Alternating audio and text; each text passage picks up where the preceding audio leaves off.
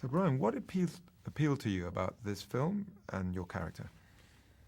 I think simply that the script written by Chris Terrio was just so compelling and so complete that it was like reading a novel almost. I saw it. I envisioned the open-air market, and I smelled the spices and the food and the life and the tightness and the tension and all of that coming together, and then cutting away to the CIA and what strings had to be pulled there, and the political, social relationships, and it just all came together, and you could feel the tension and anxiety grow as the script got deeper and deeper into the story. And so that's all it takes for an actor to be taken away. Because we read a lot of scripts, and quite frankly, a lot of them leave you wanting to take a nap as opposed to wanting to jump in and get involved in something. Did you know anything about this story before getting involved in the project? Well, I actually did read the Wired magazine article that came out in 97, 98 or something, but then I've since forgotten it. And it wasn't until I reread the script that I realized, wait a minute, I do remember reading this story, and why didn't I not remember that specifically? But at the time, in 1980, no, I was in my mid-20s, and I was, all we were told is that Canada helped to save 6 American out of Iran, and that was it.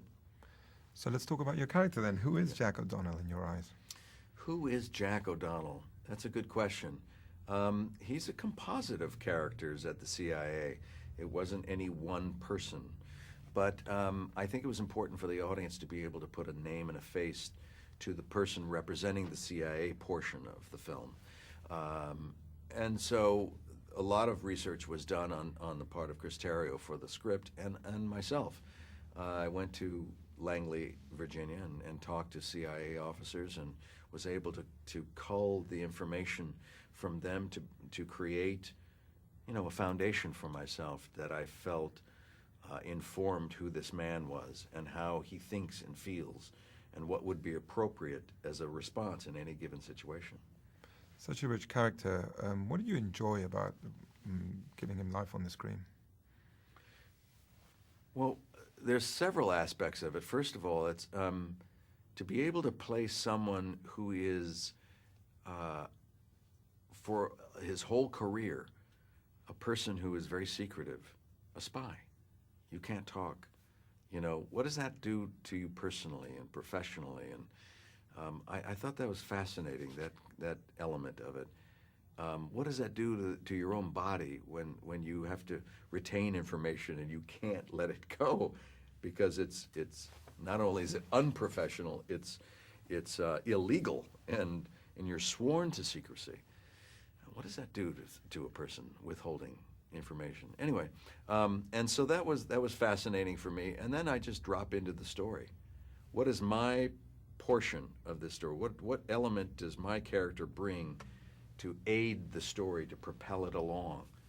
And you figure that out, and you work with the director on that conversation, the relationship between Ben's character and mine, and it grows, and it matures into a place where it seems to work.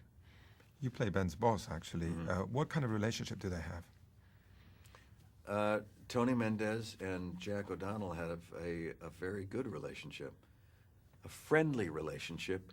I don't know if you could say they were good friends, as I think that was an interesting aspect of it, is that they're not buddy, hey, tell me what's wrong kind of thing, release your demons and let me help you. It was kind of appropriate for their line of work, that they were friendly, they could depend on each other, they got each other's back if need be, as we see in the film.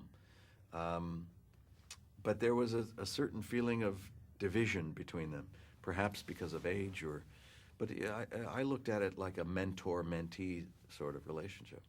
It's interesting because you're his boss in the movie, but at the same time he's directing the movie that you're in, right? Right. So, yeah, I'm his boss in the movie, but making the movie, he's my boss.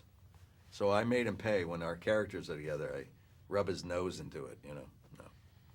What can you say about Ben as a director and as an actor on this project?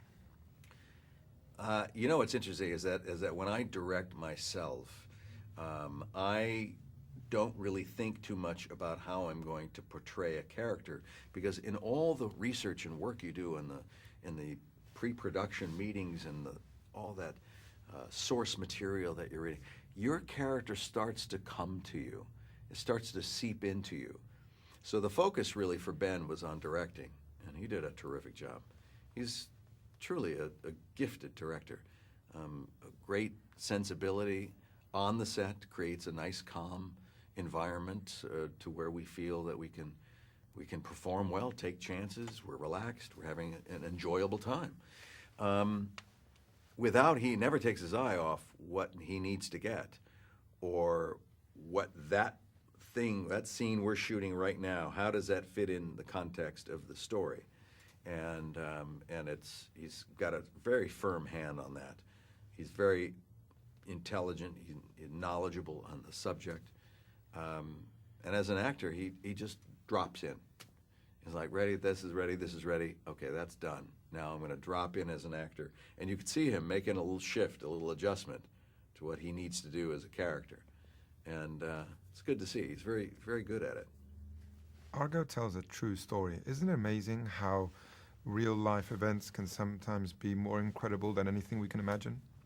It's bizarre.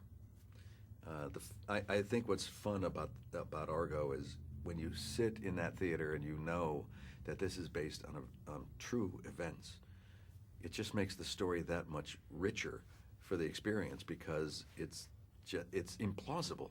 This shouldn't be able to work, and yet it did. What did you think of the film once you saw it completed? I love the film. I think it's not only engaging, it's exciting and entertaining as a film entity of itself, but it also sends a nice message. And the message is not so clear that it's like, here's our message. To me, it was look what we can do as human beings when we work together on something, when we can get together for the greater good, for not any personal gain, because these people who pulled this off didn't make any financial gain, they didn't get recognition for it. It was all hush-hush. Look what can happen to save lives, and that's an important endeavor. I also felt they don't really make films like this anymore. They don't? Make films like Argo anymore. Well, they make heroic films. They make, the Jason Bourne movies and things like that, where heroes save the day kind of thing. But the fact that it's a true story, it makes it more relevant. It makes it more important, because it gives you hope as a human being that all is not lost, that we can still do great things.